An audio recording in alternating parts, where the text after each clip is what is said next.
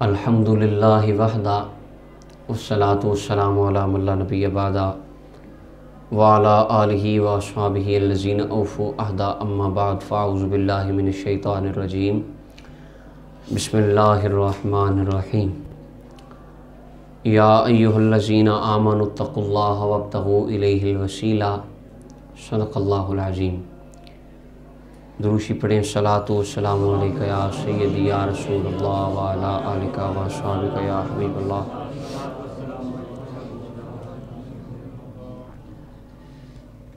وسیلہ کے حوالے سے اللہ تعالیٰ کے فضل اور توفیق سے ہماری گفتگو چل رہی تھی۔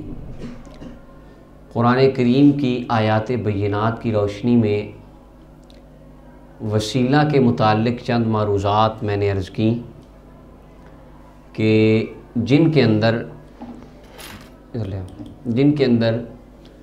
نبی کریم صلی اللہ علیہ وسلم کی ذات مبارکہ کے وسیلے کو قرآن پاک نے بیان فرمایا ہے۔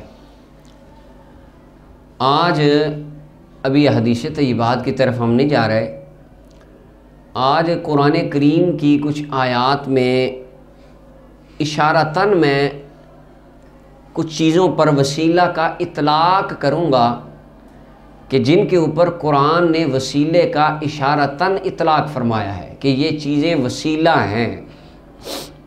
وسیلہ تعریف اس کی ہو گئی، مقصود حاصل ہو جائے جس کے ساتھ، تو قرآن کریم نے جگہ جگہ پہ وسیلے کا استعمال کیا ہے، وسیلے کو بیان فرمایا ہے، وسیلے کی اہمیت کو اللہ کے قرآن نے اجاگر فرمایا ہے۔ قرآن کریم کی آیات بینات میں سے ایک آیت، یہ پہلے بھی ہم نے پڑھ لی، اسی سے شروع کرتے ہیں۔ یا ایھا الذین آمنوا اتقوا اللہ، ایمان والو اللہ سے ڈرو، وابتغوا الیہ الوسیلہ، چھٹا پارہ سورہ مائدہ کی آیت نمبر 35 ہے۔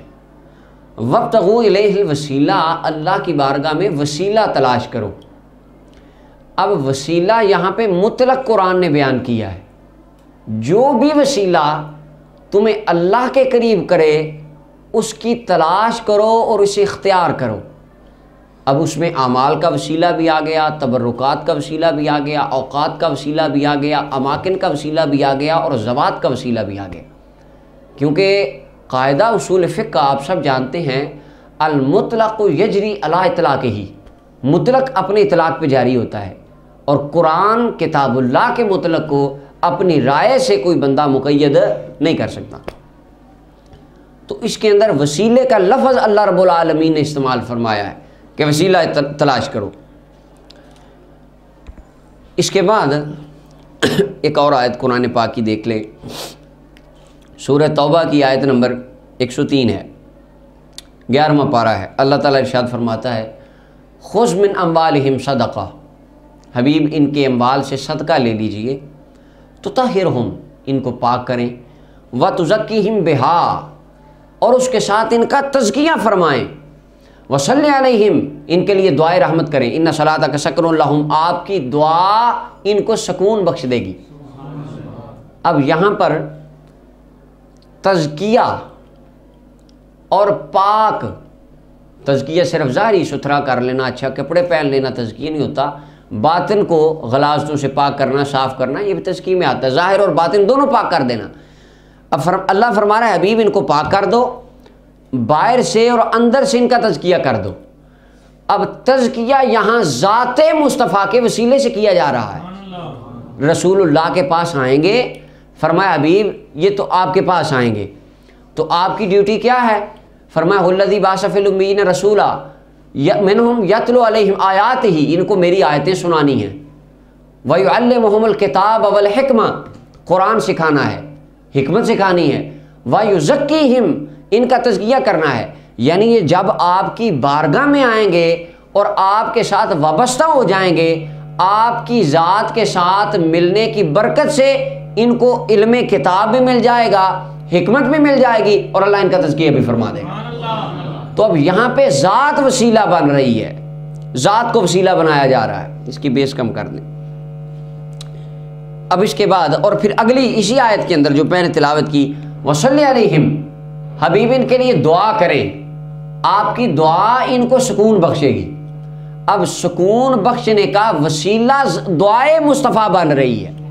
اب اللہ تعالیٰ قرآن پاک میں نبی کریم صلی اللہ علیہ وسلم کی دعا کو بیان کر رہے ہیں کہ آپ کی دعا باعث تسکین ہے اور آپ کی دعا وسیلہ بن رہی ہے سکون کا۔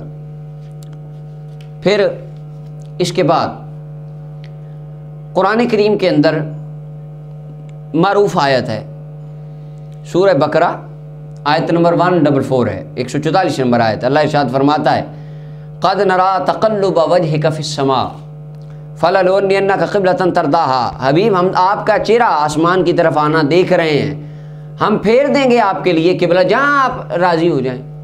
تو اب یہاں پہ قبلہ بدلنے کا وسیلہ چہرہ مصطفیٰ بن رہا ہے۔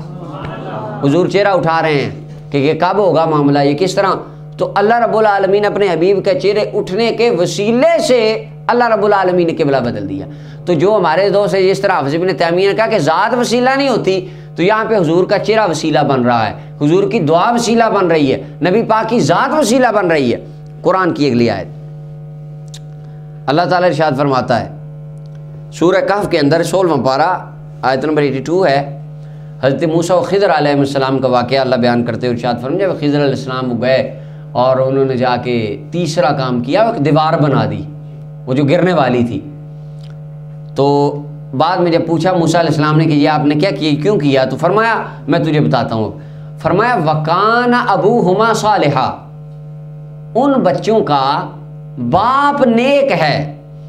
فَأَرَادَ رَبُّكَ أَن يَبْلُغَا أَشُدَّهُمَا وَيَسْتَخْرِجَا، جب اللہ کو منظور ہوگا تو وہ خزانہ ان کے لیے نکل آئے گا۔ کیوں میں نے دیوار کیوں تعمیر کی؟ ان کا باپ نیک ہے، تو اللہ نہیں چاہتا کہ ان کا خزانہ ظاہر اور لوگ لوٹ لیں۔ اب بچوں پہ یہ کرم ہو رہا ہے نا، تو ان کے باپ کے وسیلے سے ہو رہا ہے۔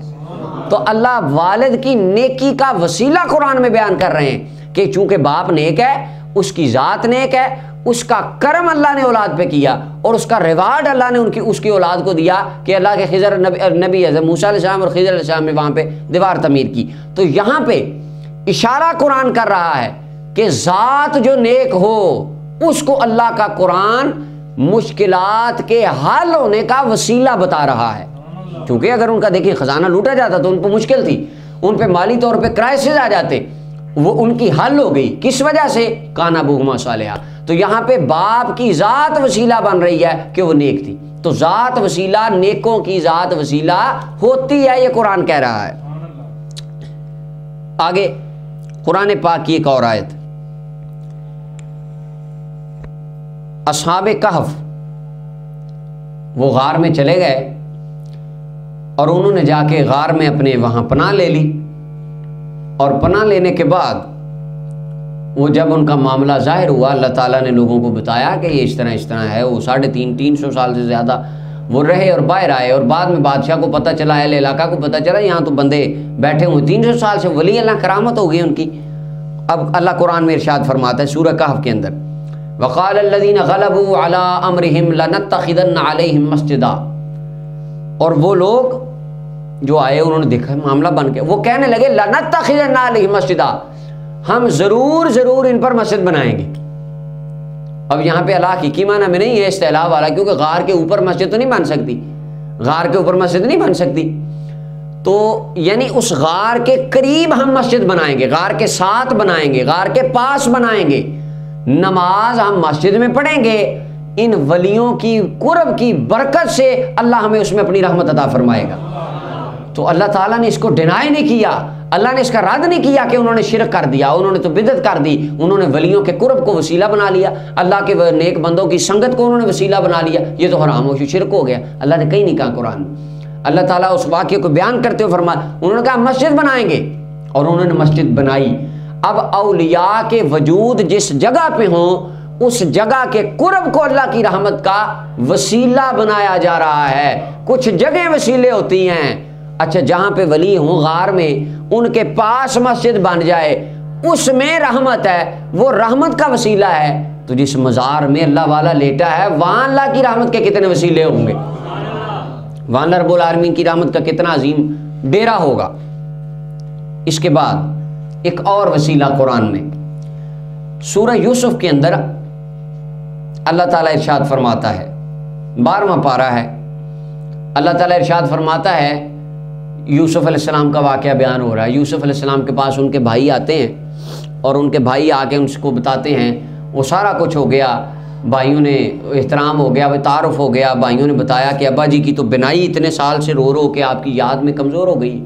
یہ بھی بات یہاں قابل غور ہے، یعقوب علیہ السلام نبینہ نہیں ہوئے، یہ جس طرح ہمارے کئی اردو کتابوں میں، اردو لٹریچر میں بہت ملتا ہے نبینہ ہو گئے، یہ عام کے لفظ اگر کسی تفسیر میں بھی ہے نبینہ مراد نہیں ہے، وہاں پہ یعنی مراد ہے کہ آپ کی نظر کمزور ہوئی تھی۔ نبینہ ہونا ایک عیب ہے اور اللہ کے نبی تمام عیبوں سے پاک ہوتے ہیں۔ نظر کمزور ہو گئی، انہوں نے کہا جی نظر کمزور ہے آپ کی، محبت میں رو رو کے یاد کر کے آپ کو، تو اس وقت اللہ کے نبی یوسف علیہ السلام فرماتے ہیں، اذهبوا بقمیصی ھذا فالقوه علی وجہ ابی یات بصیرا، یہ میرا کرتا لے جاؤ اور یہ میری قمیض لے کے جا کے ابا جی کی آنکھوں پہ لگانا، جب کرتا آنکھوں سے لگے گا نا، اس کرتے کے وسیلے سے اللہ ابا جی کی آنکھوں کو روشن فرما دے گا۔ اب نبی کا کرتا وسیلہ بن رہا ہے شفا کا، اور تبرکات کے اوپر پیچھے بھی ہم نے بخاری مسلم کی بے شمار حدیثیں اشارتاً میں نے عرض کر دی۔ اب قرآن کہہ رہا ہے کہ نبی کے قرب میں اگر ایک کپڑا رہے وہ وسیلہ بن جاتا ہے اللہ کی رحمت کا، شفا ہو جاتی ہے، تو جس وجود پر کرتا رہا وہ کرتا وسیلہ بن سکتا ہے، تو جس ذات کرتے کے اندر جو ذات سمائی ہوئی ہے، اللہ کے انبیاء کی ذات کتنا اعلیٰ وسیلہ ہوں گے اللہ کی بارگاہ میں۔ اس کے بعد بڑی معروف آیت ہے سورہ بلد کی 30واں پارہ، پہلی دوسری آیت مشہور آپ پڑھتے ہیں۔ اللہ ارشاد فرماتا ہے، لا اقسم بہذا البلد، مجھے اس شہر کی قسم، وانت حل بہذا، اب شہر کی قسم کیوں کھائی جا رہی ہے؟ وانت حل بہذا البلد، حبیب آپ کی ذات اس شہر میں ہے، تو آپ کی ذات کا وسیلہ مکہ کو مل گیا، رب نے اس کی قسم ارشاد فرما دی۔ تو اب یہاں پہ وسیلے کو جوڑا جا رہا ہے، وسیلے کی بات ہو رہی ہے کہ اللہ اپنے حبیب کے وسیلے کی قسمیں کھا رہا ہے۔ اس کے بعد قرآن پاک کی ایک آیت مشہور واقعہ ہے، سورہ بقرہ 2 پارہ، اللہ تعالیٰ ارشاد فرماتا ہے، طالوت علیہ السلام کی بات ہو رہی ہے،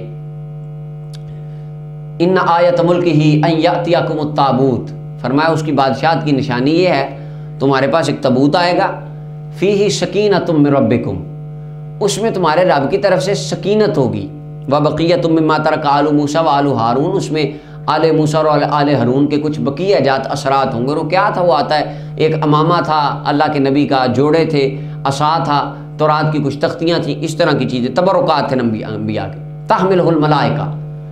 اب فرمایا چونکہ وہ لکڑی کا ایک صندوق ہے اور اس کے اندر اللہ کے نبیوں کے تبرکات آ گئے، نبیوں کے تبرکات کے وسیلے سے اس کو یہ شان ملی کہ اس تابوت کو فرشتے اٹھائے پھرتے ہیں، یہ وسیلہ ہے۔ اب اس کے اندر نسبت ہو گئی، وسیلہ نبی کے تبرک کا مل گیا، تو فرشتوں کے نزدیک بھی وہ چیز معزز ہو گئی۔ جس کو نبی کے نالین کا وسیلہ مل جائے، قرآن کہتا ہے اس کو فرشتے سر پہ اٹھا لیتے ہیں، پروں پہ اٹھا لیتے ہیں، تو جس کو جوڑوں والے آقا کا وسیلہ مل جائے اس کا اللہ کی بارگاہ میں کتنا مقام ہو۔ ایک اور آیت قرآن پاک کی، سورہ آل عمران 3 پارہ قرآن کا، عیسیٰ علیہ السلام فرماتے ہیں، انی اخلق لکم من الطین کہیت الطیر، میں پرندوں کی جیسے تمہارے لیے مٹی کی کچھ شکلیں بناتا ہوں، فانفخ فیہ، میں پھونک مارتا ہوں اس میں، فیکون طیرا باذن اللہ، میری پھونک کے وسیلے سے اللہ ان میں روح ڈال دیتا ہے۔ اللہ کے نبی کے منہ سے ایک پھونک نکلے اور جس مٹی کے ایک اپنا مجسمے کو نبی کی پھونک کا وسیلہ مل جائے تو اس مٹی کے مجسمے میں جان آ جاتی ہے، جس کو نبی کی زبان سے نکلی ہوئی دعا کا وسیلہ مل جائے اللہ اس کو کتنی شان عطا فرماتا ہو۔ تو یہاں پہ وسیلہ ہو رہا ہے، وسیلہ بیان ہو رہا ہے، پھونک کا وسیلہ کام آ رہا ہے۔ اچھا پھونک کیا ہے؟ ایک سانس ہے، انسان زندگی میں کروڑوں اربوں سانسیں لیتا ہے۔ اب آپ دیکھیں قرآن کتنا حسن بیان کر رہا ہے اس بات کا، جس کو نبی کی زندگی کی 1 ارب خرب گنی نہیں جا سکتی، جو اس انبیاء کرام میں ہر نبی نے جو سانسیں لی، ایک نبی کی کروڑوں اربوں سانسوں میں سے ایک سانس کا وسیلہ جس کو مل جائے اس میں جان آ جاتی ہے، تو اس خود نبی کی ذات کے اندر اللہ نے کیا کمال رکھا ہوگا۔ اگر ہم ہاتھ اٹھا کے سانس کا نہیں پوری ذات کا وسیلہ ڈال دیں، اللہ دعا میں کتنے رنگ لگاتا ہوگا۔ یہاں پہ بات وسیلے کی ہو رہی ہے۔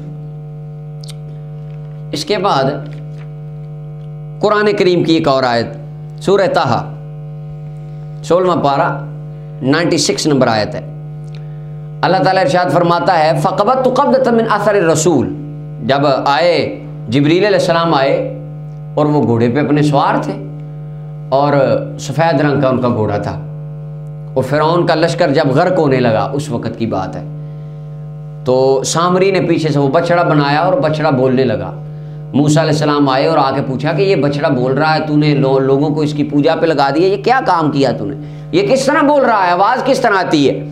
وہ کہتا ہے فَقَبَضْتُ قَبْضَةً مِّنْ أَثَرِ الرَّسُولِ، جب جبریل علیہ السلام آئے نا، ماما باندھا تھا، گھوڑی پہ سوار تھے اور اپنی سواری پہ، لوگوں نے نہیں پہچانا، میں نے پہچان لیا تھا۔ کس طرح؟ مفسرین کہتے ہیں کہ حضرت جبریل علیہ السلام جس سواری پہ سوار تھے وہ جہاں قدم رکھتی وہاں سے سبزہ اگتا تھا، تو اس سامری جادوگر نے وہاں سے اس کے گھوڑے کے سم کے نیچے جو خاک تھی وہاں کی ایک مٹھی اٹھا کے جیب میں ڈال لی، اس نے پاس محفوظ رکھ لی، اور سونے کا بچڑا بنایا اور اس میں وہ ایک اس نے ڈالی، اس کے اندر مٹھی ڈالی، جبریل علیہ السلام کی سواری کے قدموں کی خاک کی ایک مٹھی ایک سونے کے بچڑے میں ڈالی اور وہ باتیں کرنے لگ گیا۔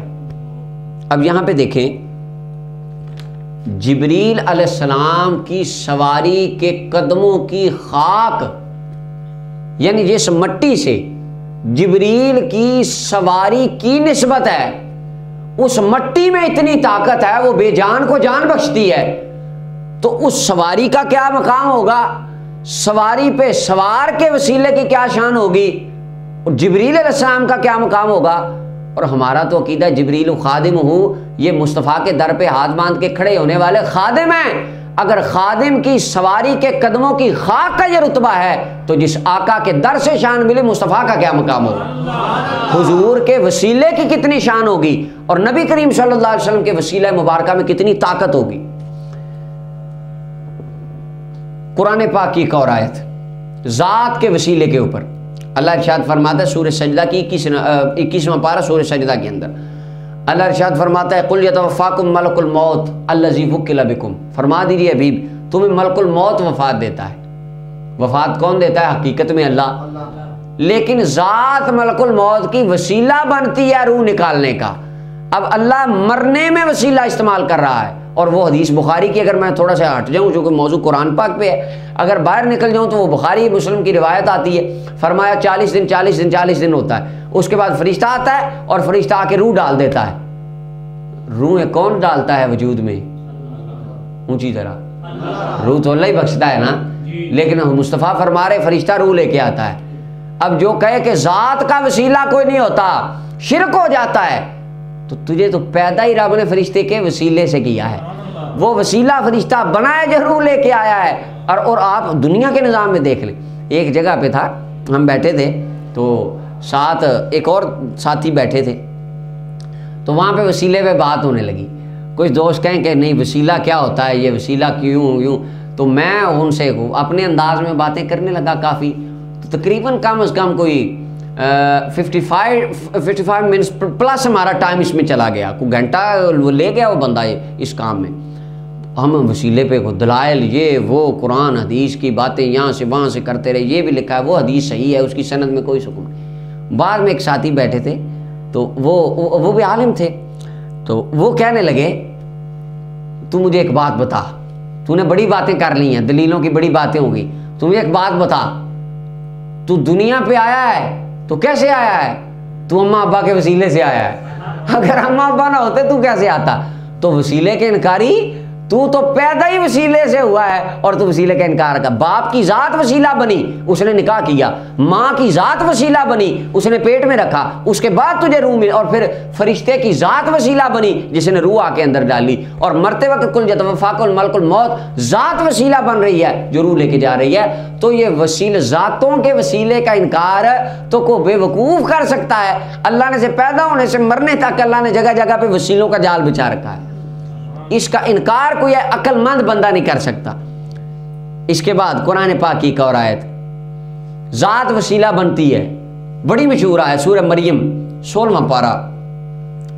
اللہ تعالی ارشاد فرماتا ہے قال انما انا رسول ربک. جبریل علیہ السلام آتے ہیں ماں مریم علیہ السلام کے پاس اور آ کے کہتے ہیں انما انا رسول ربکی, میں تیرے رب کا بھیجا ہوا غلام رسول ہوں, فرشتہ ہوں. رسول سے مراد قاصد ہوں. آیا کیا کرنے ہوں, لِأَهَبَ لَكِ غُلَامًا زَكِيًّا, تاکہ میں تجھے بیٹا دے دوں. بیٹے کون دیتا ہے؟ اللہ. اونچی ذرا, بیٹے اللہ ہی دیتا ہے. لیکن یہاں پر بیٹا اللہ نہیں دیا, لیکن ذات جبریل وسیلہ بن رہی ہے بیٹا دینے کا. اللہ ذات کو وسیلہ بنا رہا ہے تاکہ پتہ لگ جائے دیتا ہر کچھ اللہ ہی ہے, کام اللہ نہیں کرنے ہیں, دعائیں قبول اللہ نہیں کرنی ہیں.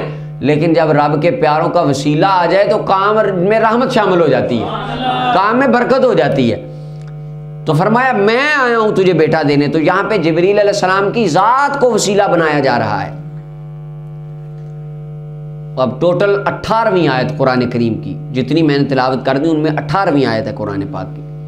سورہ انفال 9واں پارہ ہے. اللہ ارشاد فرماتا ہے ما کان اللہ لیعذبہم وانت فیہم. حبیب اللہ ان کو کبھی عذاب نہیں دے گا. کیوں؟ کیونکہ آپ ان میں تشریف فرما ہیں. تو ذات مصطفیٰ وسیلہ بن رہی ہے قیامت تک. جس طرح پہلی امتوں پہ آیا کہ فرشتوں نے اوپر جا کے بستیاں الٹ دی, چیخ آئی, سارے مر گئے, بندر بن گئے, خنزیر. امت محمدیہ اور امت اجابت کے اندر جنہوں نے قبول کر لیا, جنہوں نے کلمہ پڑھ لیا, ان میں کبھی یہ کام نہیں ہوگا. کیوں؟ آج بھی ذات مصطفیٰ ہم میں موجود ہے. ہمارے آقا کے ذات کا وسیلہ آج بھی ہمارے کام آ رہا ہے. تو یہ ذات کا وسیلہ ہے. کہہ رہے ہیں نہیں صرف نیک اعمال کا وسیلہ ہوتا ہے, صرف اللہ اللہ کریں بس یہی وسیلہ ہے. تو یہاں پہ اللہ کا قرآن کہہ رہا ہے میرے حبیب کی ذات وسیلہ بن رہی ہے. اس کے بعد مقامات کے اوپر قرآن کی آیت نمبر 19, بلکہ اس سے پہلے ایک آیت سن لیں. اللہ تعالیٰ ارشاد فرماتا ہے سورہ بقرہ کے اندر ہے, فرمایا وَإِذْ قُلْتُمْ يَا مُوسَىٰ لَن نَّصْبِرَ عَلَىٰ طَعَامٍ وَاحِدٍ فَادْعُ لَنَا رَبَّكَ. بنی اسرائیل والے آ کے کہتے ہیں ہمارے دعا کریں ہمارے لیے اپنے رب سے.